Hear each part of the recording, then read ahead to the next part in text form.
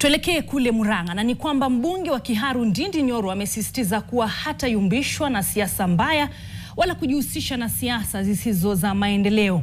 Hii ni baada ya maafisa wa usalama kutoka eneo hilo kususia mkutano wa maendeleo, haswa ufunguzi wa afisi mpya ya naibu kamishna uliofanyika Kiharu. Tofauti na hapo awali, mbunge huyo alipofanya ziara za maendeleo katika eneo bunge lake, maafisa wa utawala wakiongozwa na machifu na maafisa wa polisi walijitokeza kumpokea. Hata hivyo, leo hali ilikuwa tofauti, kwani ni wakazi pekee waliokuwepo kumkaribisha. Maafisa hao walisusia kikao cha Nyoro siku moja tu baada ya kuhutubia Wakenya kufuatia kuondolewa kwake kwenye nyadhifa ama wadhifa mwenyekiti wa kamati ya bunge ya kitaifa ya bajeti.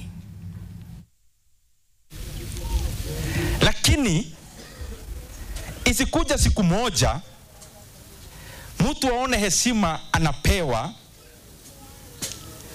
afikirie watu wako na uoga.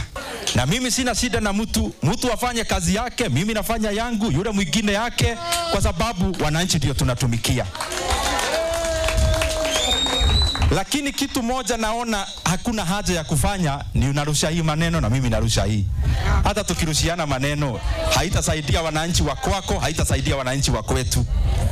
Na kana hiyo pia haitakumbukwa miaka ambayo inakuja. Ile itakumbukwa ni ile kazi ambayo tunafanya.